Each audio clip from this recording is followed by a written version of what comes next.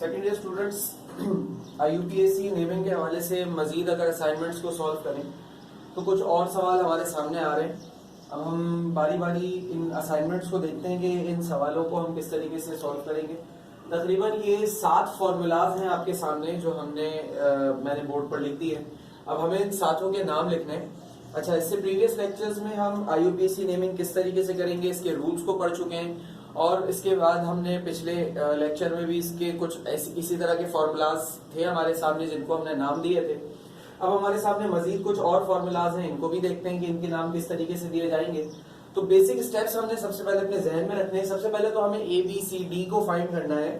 तो देखिए इधर इस वाले फॉर्मूला में स्क्वायर ब्रैकेट के लेफ्ट साइड पर A और राउंड ब्रैकेट जो होगा वो B होगा और C जो है वो ट्रांजिशन एलिमेंट होगा, D इसमें नहीं है।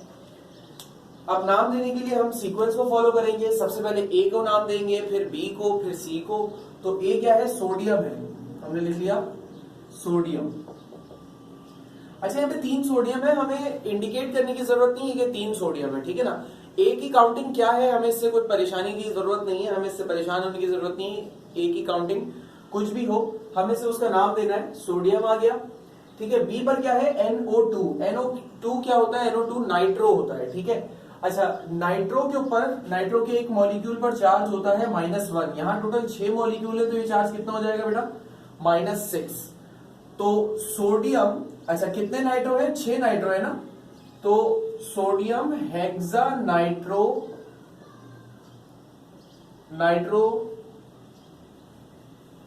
और उसके बाद A का नाम दे दिया, B का नाम दे दिया, अब C का नाम देना है कोबाल्ट, ठीक है ना। अच्छा, कोबाल्ट नहीं आएगा इसका नाम आएगा कोबाल्टेट। क्यों कोबाल्टेट आएगा? कोबाल्टेट इसलिए आएगा क्योंकि इस फॉर्मूला में A मौजूद है। शर्त है ना कि अगर फॉर्मूला में ट्रांजिशन एलिमेंट का नाम जब हम लिखते हैं तो अगर फॉर्मूला में A मौजूद होगा तो ट्रांजिशन एलिमेंट के लास्ट में ATE लगेगा, तो इसका नाम आ जाएगा हेक्सा नाइट्रो कोबाल्टेट। अच्छा, कोबाल्टेट, कोबाल्ट का चार्ज भी तो लिखना होगा ना, पहले चार्ज देख लेते हैं। अच्छा देखिए, सोडियम ग्रुप 1 का एलिमेंट होता है तो इसके ऊपर चार्ज +1 होता है। 3 सोडियम के एटम पर चार्ज क्या आ जाएगा? +3। और नाइट्रो का टोटल चार्ज क्या है? -6। तो +3 और -6, अब इनको इक्वल होना चाहिए, यानी जितना माइनस हो उतना ही पॉजिटिव चार्ज हो। तो कोबाल्ट के ऊपर कितना चार्ज आ जाएगा? कोबाल्ट के ऊपर आ जाएगा चार्ज +3। तो +3 कितना हो जाएगा? 6 हो जाएगा, इसलिए कोबाल्ट के ऊपर चार्ज क्या आ रहा है? 3। तो हमने कोबाल्ट का 3 लिख लिया, ठीक है बेटा। इसके बाद आगे चलते हैं, अभी दूसरा वाला देखते हैं। इसमें पहले वही है कि हम फाइंड कर लेते हैं कि कौन A है कौन B है। A, ये दोनों B है, C है। तो अब नाम देते हैं। पोटेशियम, सबसे पहले A का नाम आएगा, तो A पर कौन है? A पर पोटेशियम है, तो हमने पोटेशियम का नाम दे दिया पोटेशियम। B और C। अब B का नाम देना है हमने। अच्छा, B पर 2 है, वाटर भी है और क्लोरीन भी है। तो पहले हम वाटर का नाम दें या पहले क्लोरीन का नाम दें? अच्छा देखिए, मैंने आपको कहा था कि अगर कैटाइनिक या एनाइनिक कॉम्प्लेक्स होगा तो पहले नाम नेगेटिव लिगेंड का आएगा, फिर न्यूट्रल लिगेंड का आएगा। तो ये कॉम्प्लेक्स हमारे पास एक ऐसा कॉम्प्लेक्स है जिसमें ये जो कॉम्प्लेक्स है हमारा, ये यहां पर कैटाइनिक है, ठीक है ना। अगर A मौजूद होता है तो कैटाइनिक होता है, और अगर D मौजूद होता है तो एनाइनिक होता है। यहाँ D तो है नहीं, तो A है, तो ये क्या है? कैटाइनिक। यानी कि इस कॉम्प्लेक्स की अगर मैं सिर्फ बात करूं तो इस कॉम्प्लेक्स पर पॉजिटिव चार्ज होगा, ठीक है ना। तो सॉरी, नेगेटिव चार्ज होगा, ठीक है। तो एनाइनिक कॉम्प्लेक्स यहां पर आएगा। अच्छा, अब यहां पर इसका नाम देते हैं। तो पहले आ गया पोटेशियम। अच्छा, पोटेशियम के बाद देखिए यहां पर हमने पहले नेगेटिव लिगेंड का नाम देना है, तो क्लोरीन के ऊपर -1 चार्ज होता है, वाटर के ऊपर कोई चार्ज नहीं होता, तो इसलिए क्लोरीन का नाम हम पहले लिखेंगे। अच्छा, क्लोरीन कितने? 5 है ना, टोटल -5 चार्ज है इधर, याद रखिएगा। पोटेशियम पेंटाक्लोरो, ठीक है, पेंटाक्लोरो। अच्छा, वाटर के लिए लफ्ज इस्तेमाल करते हैं एक्ो का, AQUO, एक्ो। पोटेशियम पेंटाक्लोरो एक्ो।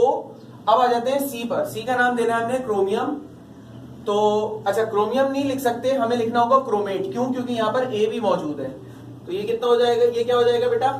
क्रोमेट हो जाएगा। अच्छा क्रोमेट का साथ में हमने रोमन नंबर में इसके चार्ज भी तो लिखना होगा ना। तो चार्ज देखते हैं इसका क्या होगा। अगर क्लोरीन पर -5 चार्ज है, पोटेशियम के एक एटम पर चार्ज +1 होता है। यहाँ कितने एटम्स है? 3 एटम्स है ना, तो +3 चार्ज हो जाएगा। +3 और ये -5। तो अगर पॉजिटिव में मुझे 5 बनाना है तो क्रोमियम पे कितना चार्ज होना चाहिए? +2 होना चाहिए। तभी तो +3 +2 कितना हो जाएगा? 5 हो जाएगा ना। तो इसलिए क्रोमेट का चार्ज क्या आ गया? क्रोमेट का चार्ज आ गया 2। ठीक है। अब ये जो कॉम्प्लेक्स था, मैं कॉम्प्लेक्स को मजीद क्लियर कर दूं। देखिए अगर कॉम्प्लेक्स के बाहर आपको पॉजिटिव चार्ज नजर आ रहा है किसी एक फॉर्मूला में, जब हम कहते हैं NaCl, तो इसमें एक पॉजिटिव होता है एक नेगेटिव होता है। अगर कॉम्प्लेक्स के बाहर पॉजिटिव है तो इसका मतलब कॉम्प्लेक्स पे क्या चार्ज होगा? नेगेटिव चार्ज होगा। ठीक है। तो इस तरीके से हम अंदाजा करते हैं कि ये कॉम्प्लेक्स कैटायनिक है या एनायनिक है। अगर A होगा तो ये कॉम्प्लेक्स एनायनिक कहलाएगा। ठीक है। और अगर A ना हो, D हो, तो ये कॉम्प्लेक्स कैटायनिक होगा। इस तरीके से याद रखिएगा। आगे चलते हैं। अगला हमारे पास जो फॉर्मूला है, इसमें हम देख सकते हैं हमारे पास क्या क्या है। सबसे पहले हम फाइंड करते हैं। इसमें हमारे पास D है, B है और C है, A नहीं है इसमें। ठीक है ना। तो सीक्वेंस के हिसाब से पहले B का नाम आएगा, फिर C का, फिर D का। तो नाम देते हैं। अच्छा B पे कौन है? अमोनिया है। अच्छा अमोनिया एक न्यूट्रल लिगेंड है। ठीक है ना। अमोनिया पर कोई चार्ज नहीं होता। हमने चार्ज इंडिकेट कर दिया। कितने अमोनिया है? 4 अमोनिया है। हमने लिख लिया टेट्रा अमाइन। टेट्रामाइन अमोनिया हो गया। अब आ जाते हैं जिंक पर। तो जिंक लिखा हमने, टेट्रामाइन जिंक। अच्छा जिंक के साथ जिंक का चार्ज भी तो लिखना होगा ना ब्रैकेट में। तो हम लिखते हैं उसका चार्ज, उसको आखिर में देखते हैं। पहले इसका नाम दे दिया हमने टेट्रामाइन जिंक। अब डी का नाम दे रहे हैं जिंक सल्फेट। अब चार्ज की बात कर लेते हैं। देखिए सल्फेट के एक मॉलिक्यूल पर चार्ज होता है -2। अब अगर कॉम्प्लेक्स में देखें तो कॉम्प्लेक्स में लिगेंड जो है बी, उसके ऊपर तो कोई चार्ज नहीं है, उसको हटा दीजिए। तो जिंक पे कितना चार्ज होना चाहिए? अगर डी पर -2 है तो बराबर रखने के लिए, मामले को इक्वल रखने के लिए जिंक पर चार्ज +2 होना चाहिए। तभी तो +2 -2 इक्वल हो जाएगा। इसलिए जिंक पर चार्ज आ गया 2। आगे चलते हैं।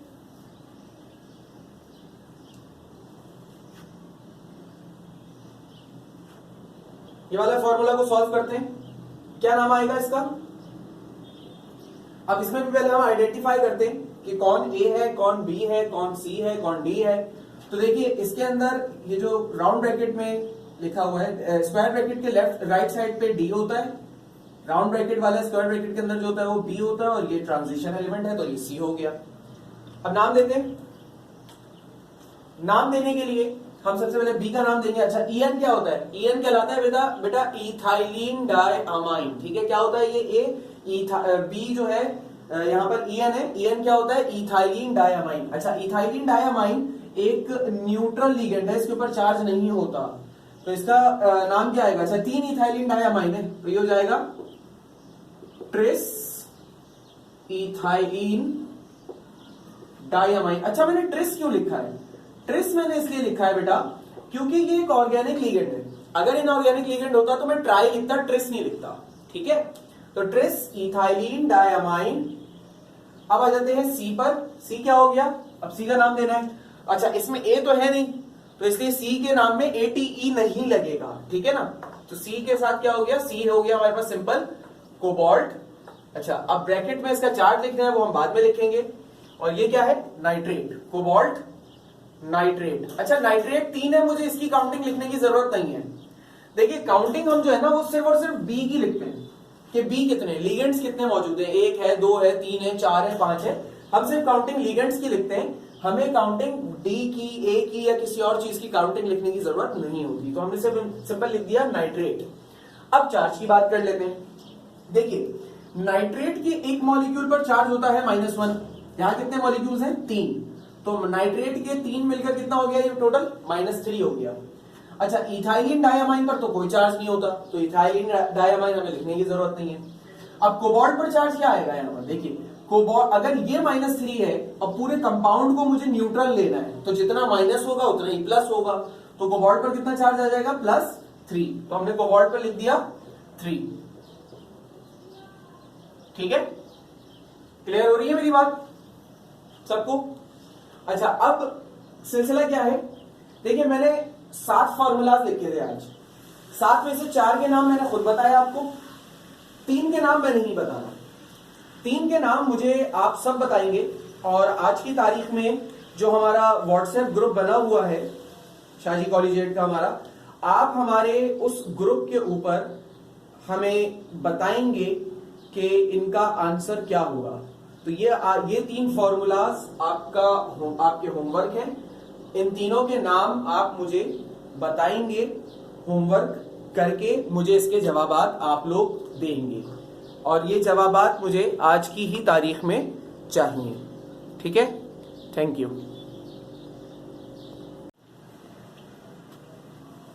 सेकेंड ईयर स्टूडेंट्स, मजीद बात करते हैं IUPAC नेमिंग के हवाले से। तो कुछ ये 8 फॉर्मूलाज मैंने आपके सामने यहाँ पे लिखे बोर्ड पर। इन 8 फॉर्मूलाज को आप ध्यान से देखिए, और इनका नाम किस तरीके से दिया जाएगा इस चीज को हम समझते हैं। तो सबसे पहले तो जो पहला फॉर्मूला है उसको देखें। इसमें हम पहले ABCD को फाइंड कर लेते हैं। अच्छा, इस फॉर्मूला में A नहीं है क्योंकि A स्क्वायर ब्रैकेट के लेफ्ट साइड पर होता है, D है जो कि स्क्वायर ब्रैकेट के राइट हैंड साइड पर होता है, C है ट्रांजिशन एलिमेंट, और ये पूरा का पूरा B है। ठीक है ना? अच्छा, ये इतना बड़ा B क्या है ये तो सर आपने बताया नहीं है। तो बेटा ये जो है ना NH2 CH2 CH2 NH2, ये इथाइलिन डाइअमाइन है। EN लिखा हुआ आता है ना, तो उसको शॉर्ट फॉर्म में हम EN लिखते हैं, और अगर उसको एक्सपेंड करके लिखा जाए तो वो इस तरीके से लिखा हुआ होता है। तो आपको परेशान होने की जरूरत नहीं, ये इथाइलिन डाइअमाइन लिखा हुआ है। ठीक है, आगे देखते हैं। अब नाम देने के लिए सबसे पहले हमें B का नाम देना है। अच्छा, B हमारे पास 2 है, एक ये है न्यूट्रल और एक ये है नेगेटिव। ठीक है ना? तो मैंने जैसे कि बताया था कि कैटायनिक या एनायनिक लीगेंड अगर आपके पास होता है तो कैटायनिक और एनायनिक लीगेंड में हम पहले नेगेटिव लीगेंड का नाम देते हैं और फिर न्यूट्रल लीगेंड का नाम देते हैं। तो ये भी एक इसी तरह की एग्जाम्पल है हमारे पास कि जिसमें ये जो हमारा कॉम्प्लेक्स है ये पॉजिटिवली चार्ज है, यानी कि ये कैटायनिक लीगेंड हो गया। अब ये कैटायनिक लीगेंड है तो इसमें हम नाम देते हैं, देखिए किस तरीके से। हम पहले नेगेटिव लीगेंड को लिखेंगे फिर न्यूट्रल लीगेंड को लिखेंगे।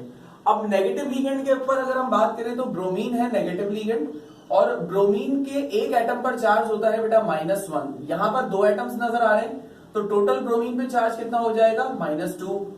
ठीक है, तो ये आ जाएगा डाई, इसका नाम किस तरीके से आ जाएगा, डाई ब्रोमो। 2 ब्रोमीन बता दिए हमने कि 2 ब्रोमीन है। ठीक है, उसके बाद इथाइलिन डाइअमाइन, ये जो है इसको हमने लिख दिया। अच्छा, इथाइलिन डाइअमाइन हमारे पास एक ही मौजूद है, तो इथाइलिन डाइअमाइन B हो गया पूरा, यानी ब्रोमो भी लिख दिया, इथाइलिन डाइअमाइन का भी लिख दिया नाम। अब आ जाते हैं C पर। C क्या है, कोबाल्ट है, तो C हमने लिख दिया कोबाल्ट। इसके साथ रोमन नंबर्स में हमें इसका चार्ज लिखना है। अच्छा, चार्ज के ऊपर बाद में आते हैं। इसके बाद क्या लिखा हुआ आखिर में, ब्रोमीन ना। तो अच्छा, D पर जब होता है ना कोई D लिखते हैं तो D तो नेगेटिव होता है, ये हमें पता है, सही ना। तो D की प्लेस पर सल्फेट, ब्रोमाइड, क्लोराइड, फॉस्फेट, मुख्तलिफ चीजें हो सकती हैं। अब यहां पर क्या आ रहा है, ब्रोमीन आ रहा है। देखिए यहां पर हमने लिखा है ब्रोमो, अब यहां पे क्या लिखूंगा मैं, कोबाल्ट के बाद आखिर में आ जाएगा यहां पर ब्रोमाइड। इसको मैं यहां नीचे लिख लेता हूं, इसका नाम आ जाएगा ब्रोमाइड। अब बच्चे अक्सर इसमें भी कंफ्यूज हो जाते हैं कि यहाँ पे ब्रोमो लिख रहा हूं, यहाँ ब्रोमाइड लिख रहा हूं, ये क्या चीजें हैं। तो दोनों एक ही चीजें, बिल्कुल सही बात है। देखिए बेटा, जब लीगेंड के तौर पर आता है ना तो नेगेटिव लीगेंड के लास्ट में O लगता है, ये बात आपको पहले भी बताई हुई है। अच्छा, यहां जो बाहर आपको ब्रोमीन नजर आ रहा है ये लीगेंड नहीं है, ये इस फॉर्मूला का नेगेटिव हिस्सा है। ठीक है ना, नेगेटिव हिस्सा है, यानी कि एनाइन है। इस पूरे फॉर्मूला का ये एनाइन है, और ये यहां पर नेगेटिव लीगेंड है। दोनों में फर्क है, एनाइन में और नेगेटिव लीगेंड में। तो नेगेटिव लिगेंड के नाम में हमने ब्रोमो लिखना है, यानी ओ लगाना है उसके लास्ट में। और जब हम एनाइन की सूरत में बात करेंगे तो जैसा कि हेलोजेंस के आखिर में लगता है, आखिर में IDE, वैसे हमने ब्रोमाइड लिख दिया। अगर क्लोरीन होता तो मैं क्लोराइड लिखता, आयोडीन होता तो मैं आयोडाइड लिखता। ठीक है, अब मुझे चार्ज बताना है कोबाल्ट का चार्ज क्या होगा, तो देख लेते हैं। ये जो अंदर नेगेटिव लिगेंड है इसके ऊपर चार्ज है -2, और ये जो बाहर लिगेंड है ब्रोमीन, इसके ऊपर भी चार्ज होगा -1। तो टोटल माइनस का चार्ज कितना हो गया, -1, -2 और -1, -3 हो गया। तो इस कोबाल्ट को +3 होना पड़ेगा, तब जाके ये पूरा कंपाउंड न्यूट्रल होगा, क्योंकि कंपाउंड है ये पूरा और न्यूट्रल कंपाउंड है। तो कोबाल्ट में चार्ज क्या आ गया, 3। दूसरा देख लेते हैं, दूसरा फॉर्मूला हमारे पास है।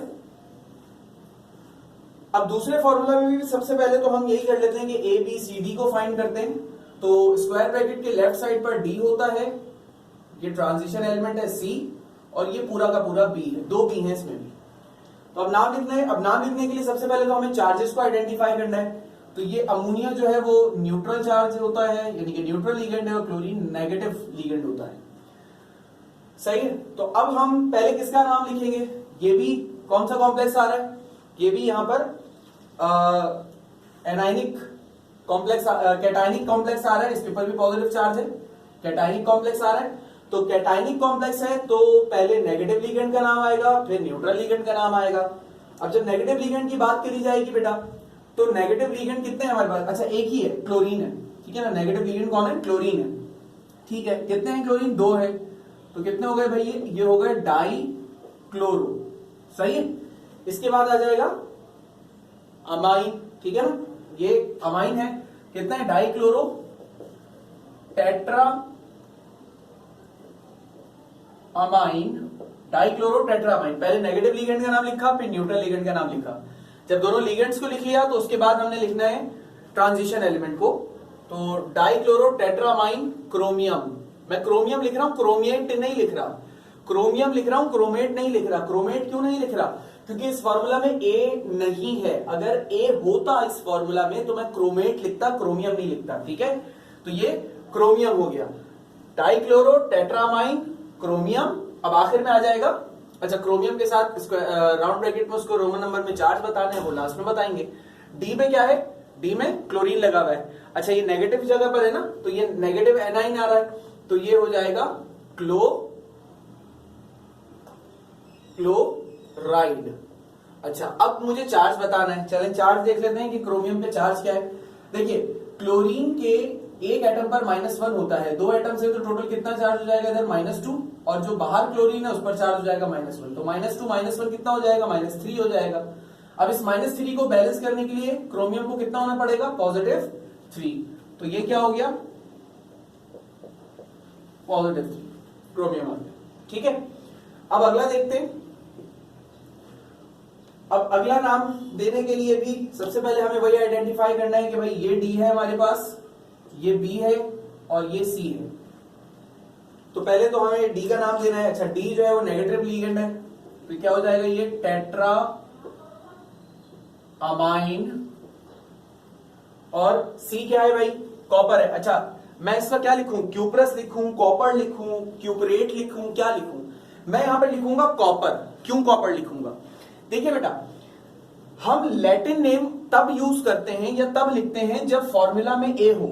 इस फॉर्मूला में ए तो है नहीं, तो इसलिए लैटिन नेम लिखने की जरूरत नहीं है, इंग्लिश नेम लिखेंगे। इसलिए हमें लिखना तो कॉपर है, क्यूप्रस या क्यूपरेट नहीं लिखना। अच्छा कॉपर के साथ सर लास्ट में एटीई भी नहीं लगना, हाँ एटीई भी नहीं लगना, क्योंकि लैटिन नेम और एटीई दोनों के लगने की शर्त क्या है कि फॉर्मूला में ए मौजूद हो। लेकिन फॉर्मूला में इस तरफ लेफ्ट हैंड साइड पर स्क्वायर ब्रैकेट के तो कुछ है ही नहीं, तो इसलिए यहां पर हम इंग्लिश नेम लिखेंगे विदाउट एटीई। तो क्या हो जाएगा, टेट्रामाइन कॉपर। अब चार्ज बताएंगे, वो लास्ट में बताते हैं। लास्ट में क्या आ रहा है, सल्फेट। अब चार्ज देख लेते हैं बेटा, सल्फेट पर ओवरऑल चार्ज हो गया -2। अमाइन जो है ये न्यूट्रल लिगेंड है।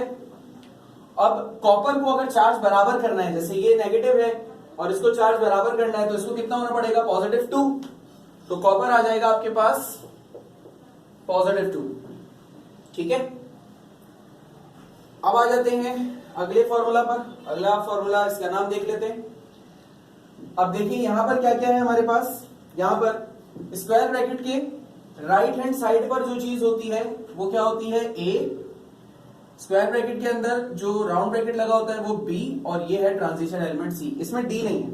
ठीक है, अब इसका नाम देते हैं। तो सबसे पहले तो ए का नाम आएगा, क्या आ जाएगा भाई इसका नाम, पोटेशियम। अच्छा, डाई पोटेशियम नहीं लिखना क्योंकि इसकी तादाद बताने की जरूरत नहीं होती है हमें, पोटेशियम। अब आ जाते हैं बी। अच्छा, बी क्या है, बी है OH। OH पर, OH जो है वो एक नेगेटिव लिगेंड है, तो OH के ऊपर चार्ज क्या होता है, -1 होता है।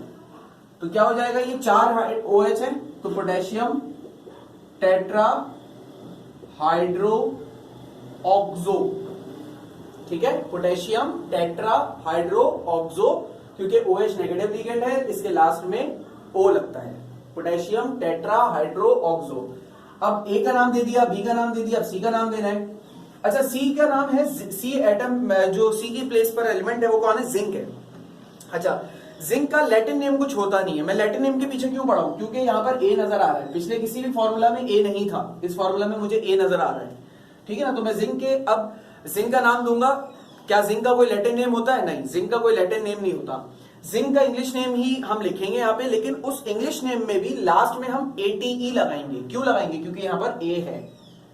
लैटिन नेम और ATE की पंचायत में हम तब पढ़ते हैं जब हमें यहाँ पर ए नजर आएगा फॉर्मूला में। अगर ए नहीं नजर आएगा तो हम उस मामले की तरफ नहीं जाएंगे। तो क्या हो जाएगा ये बेटा, ये हो जाएगा जिंकेट। ठीक है, अब जिंकेट लिख लिया, अब जिंक का चार्ज बताना है। ठीक है, अच्छा, एक OH नेगेटिव पर चार्ज -1 होता है, तो 4 OH नेगेटिव पर कितना चार्ज हो जाएगा, -4। अच्छा, एक पोटेशियम पर +1 चार्ज होता है, 2 पोटेशियम नजर आ रहे हैं, तो कितना हो जाएगा, +2। तो प्लस का 2 है और माइनस का 4 है।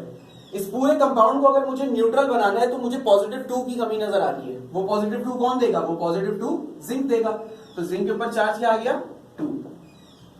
ठीक है, अगला देखते हैं, इसका नाम क्या होगा। अब इसमें भी हमारे पास क्या क्या है, पहले फाइंड कर लेते हैं। स्क्वायर ब्रैकेट के लेफ्ट हैंड साइड पर जो, राइट हैंड साइड पर जो होगा वो डी होगा। स्क्वायर ब्रैकेट के अंदर ये ट्रांजिशन एलिमेंट होगा, और उसके बाद जो कुछ बचेगा वो बी होगा। ठीक है, तो अब सबसे पहले हमें इसका नाम देना है। इस तरीके से देंगे, देखिए क्लोरीन नेगेटिव लिगेंड होता है, वाटर न्यूट्रल लिगेंड होता है। तो क्या नाम आएगा, 2 क्लोरीन है ना, तो डाई क्लोरो। वाटर का क्या नाम आएगा, टेट्रा, 4 है ना वाटर। पहले हमने नेगेटिव लिगेंड का नाम देना है, फिर हमने न्यूट्रल लिगेंड का नाम देना है। तो डाई क्लोरो और टेट्रा। अच्छा, वाटर के लिए, वाटर को क्या कहते हैं, वाटर को कहते हैं एको। डाई क्लोरो टेट्रा एको। उसके बाद क्रोमियम का नाम देना है। अच्छा, अब यहां पर अगेन भाई बात, ATE क्यों नहीं लग रहा सर, बेटा ATE नहीं लगेगा। ATE तब लगता है जब A मौजूद हो। यहां पर A नहीं है, पिछले वाले में A था, यानी कि स्क्वायर ब्रैकेट के राइट साइड, लेफ्ट साइड पर कुछ था, यहां लेफ्ट साइड पर कुछ नहीं है, तो इसलिए क्रोमियम आ गया। अच्छा, क्रोमियम चूंकि ट्रांजिशन एलिमेंट है तो इसके साथ चार्ज भी लगेगा, ऑक्सीडेशन नंबर भी बताना होगा, तो वो हम आखिर में बताते हैं। लास्ट में क्या आ रहा है, क्लोरीन डी।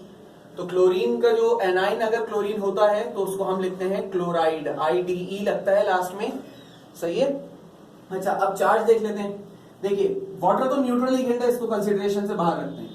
क्लोरीन के एक एटम पर चार्ज -1 होता है, यहाँ 2 एटम्स है तो कितने हो जाएंगे, -2, और ये एक हो गया -1, तो -2 -1 कितना हो गया, टोटल हो गया -3।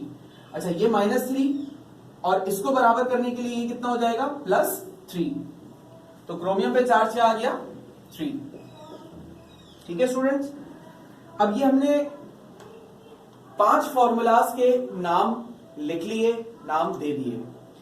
लास्ट के जो ये 3 आपको नजर आ रहे हैं, ये 3 आपके होमवर्क हैं, या आप लोगों को होमवर्क के तौर पर करने हैं खुद, और ये मुझे आप आज की तारीख में कर देंगे, मुझे बताएंगे, तो मैं इनको चेक करके आपको रेफर कर दूंगा कि आपने सही किया है, गलत किया है तो गलती क्या की है, और सही किया तो well and good. Thank you.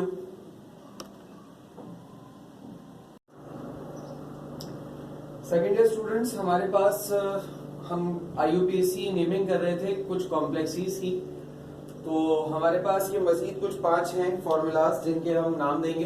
अच्छा, अभी तक जितने भी मैंने पास आपको फॉर्मूलाज करवाए हैं, जिनके नाम हमने लिखे, वो सारे के सारे फॉर्मूलाज पास्ट पेपर्स में आए हुए हैं, ठीक है ना। तो जरा फोकस रखिएगा इनके ऊपर, क्योंकि रिपीटेड भी हैं, कुछ नए भी आ जाते हैं, और ज्यादातर तो अब रिपीटेड आ रहे हैं, क्योंकि इतने ज्यादा फॉर्मूलाज पास्ट पेपर्स में आ चुके हैं। अगर हम पिछले 15-20 साल की टैली को हम चेक करेंगे तो तकरीबन हमारे पास अच्छे खासे फॉर्मूलाज आ चुके हैं, जिनको हम देख सकते हैं और उसी को हम करते हुए चले।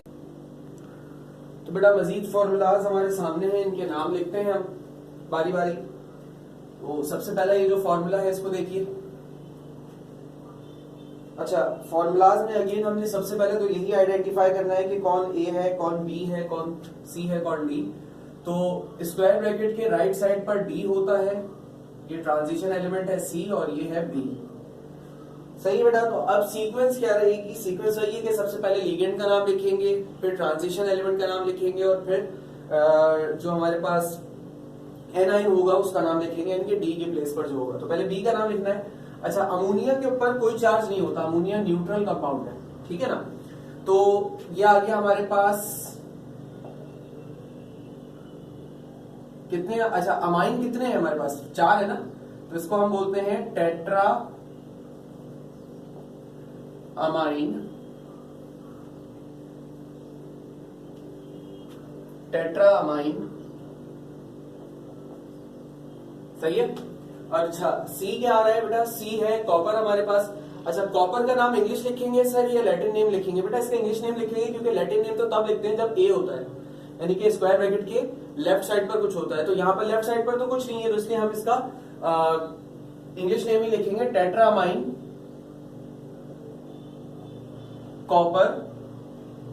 अच्छा, कॉपर के साथ ब्रैकेट में इसका चार्ज आता है, वो हमने लिख लिया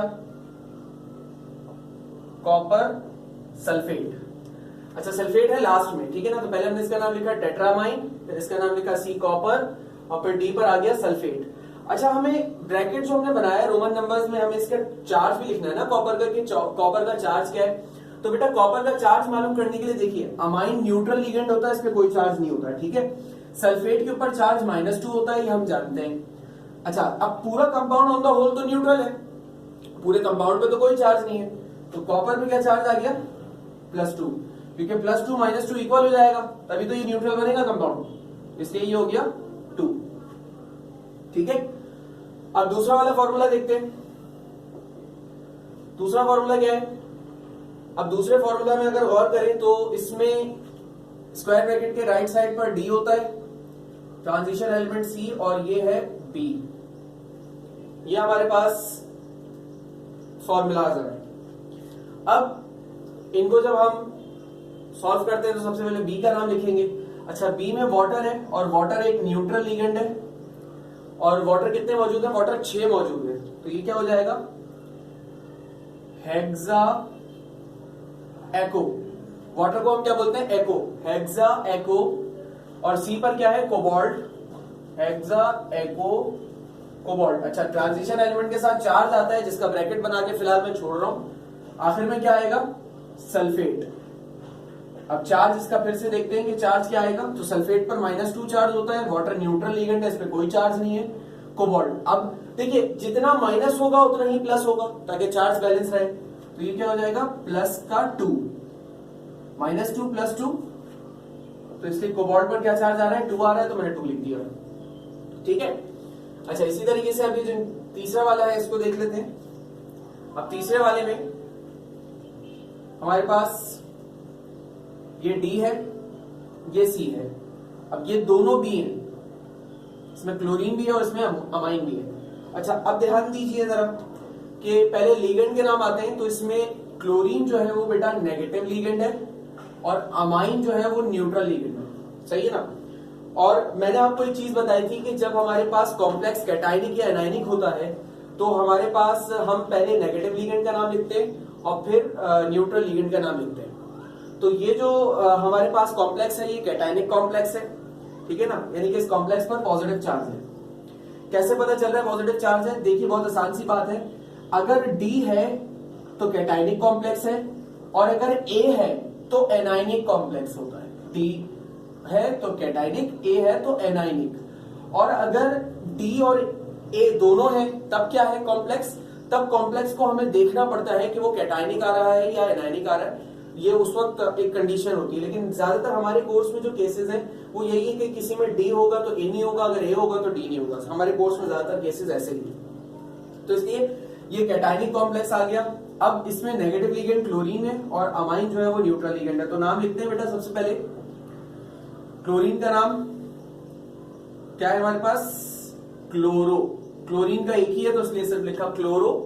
और फिर अमाइन का है तो क्लोरो पेंटा अमाइन, क्लोरोपेंटा अमाइन, बी का नाम हो गया। अब सी पर आते हैं तो कॉपर है। अच्छा ए नहीं है तो इसलिए इसका भी इंग्लिश नेम आएगा, कॉपर लिख लिया हमने, क्लोरोपेंटा अमाइन, ब्रैकेट बनाया ताकि इसका चार्ट लिख लें जो अभी हम आखिर में लिखेंगे। आखिर में क्या आ रहा है, NO3, तो NO3 किसे कहते हैं बेटा, NO3 कहते हैं नाइट्रेट को, क्लोरोपेंटामाइन नाइट्रेट। अच्छा अब ये जो कॉपर है, कॉपर का चार्ज क्या है, देखिए क्लोरीन पर -1 है, नाइट्रेट पर भी -1 होता है, दोनों पे -1 है, तो इसका -1 और इसका -1 टोटल कितना हो गया, -2 हो गया। तो -2 को बराबर करने के लिए प्लस का कितना चाहिए होगा, प्लस का भी हमें 2 चाहिए होगा, तो कॉपर क्या होगा यहाँ पर, +2 होगा। तो कॉपर का चार्ज हमने लिख दिया 2। इसी तरीके से अगला फॉर्मूला देखिए, तो अगले फॉर्मूला में हमारे पास ये है, अब इसमें भी जज करते हैं। देखिए इसके अंदर स्क्वायर ब्रैकेट के राइट साइड पर जो होता है वो ए है, तो ये ए आ गया, ये बी है और ये सी है, डी नहीं है इसमें। तो अब इसका नाम लिखना है, तो सबसे पहले ये क्या है, अमोनियम, इसको हमने लिखा, इसका नाम अमोनियम, ए का नाम आ गया। अब बी का नाम लिखना है। अच्छा बी क्या है, नेगेटिव लिगेंड है, -1 है, साइनाइड पर एक साइनाइड के मॉलिक्यूल पर चार्ज होता है -1, तो यहाँ 6 है तो टोटल -6 चार्ज होगा। तो अमोनियम हेक्सा सायानो, ठीक है, हेक्सा सायानो। अब आयरन का लिखना है नाम। अच्छा आयरन का नाम लिखने के लिए ट्रांजिशन एलिमेंट के 2 बुलेट्स पॉइंट थे जो हमें याद रखने हैं। पहला पॉइंट ये था कि अगर आपके पास फार्मूला में ए मौजूद है तो ए अगर मौजूद होता है तो जो ट्रांजिशन एलिमेंट होता है उसका लैटिन नेम यूज करते हैं और उसके आखिर में ATE लगाते हैं। और अगर फॉर्मूला में ए मौजूद नहीं हो तो इंग्लिश नेम लिखते हैं सिर्फ, और ATE भी नहीं लगाते। तो आयरन वो एलिमेंट है जिसका लैटिन नेम भी है, और यहाँ पे चूंकि ए है तो इसलिए मैं इसका लैटिन नेम इस्तेमाल करूंगा, हेक्सासायानो फेरेट। अच्छा फेरेट कितना है यहाँ पर, अब हमें चार्ज भी तो बताना होगा ना, तो चार्ज देखते हैं इसका। देखिए साइनाइड के एक मॉलिक्यूल पर -1 चार्ज होता है, अगर 6 मॉलिक्यूल है तो टोटल कितना चार्ज हो गया यहाँ पर, -6 हो गया। अमोनियम के एक रेडिकल पे +1 चार्ज होता है, यहाँ पे कितने रेडिकल्स हैं, 3, तो टोटल कितना हो गया, +3। अब +3 ये है और -6 ये है। अगर मुझे कंपाउंड को न्यूट्रल बनाना है तो कंपाउंड को न्यूट्रल बनाने के लिए जितना पॉजिटिव होगा उतना ही नेगेटिव भी होगा, या जितना नेगेटिव होगा उतना ही पॉजिटिव होगा। अगर नेगेटिव -6 है तो पॉजिटिव भी यहाँ पर 6 ही होना चाहिए। तो अगर अमोनिया का +3 पहले से ही है तो आयरन को कितना होना चाहिए, +3 होना चाहिए, तभी तो +3 कितना हो जाएगा, +6, और +6 और -6 इक्वल हो जाएगा। ठीक है बेटा, तो ये हमारे पास कुछ फॉर्मूलाज थे जिनके मैंने नाम लिख दिए हैं। ये जो 5वां फॉर्मूला है इसका नाम आप खुद लिखेंगे, ये आपका होमवर्क है और इसको लाजमी तौर पर आपने मुझे लिखकर करके चेक करवाना है। Thank you.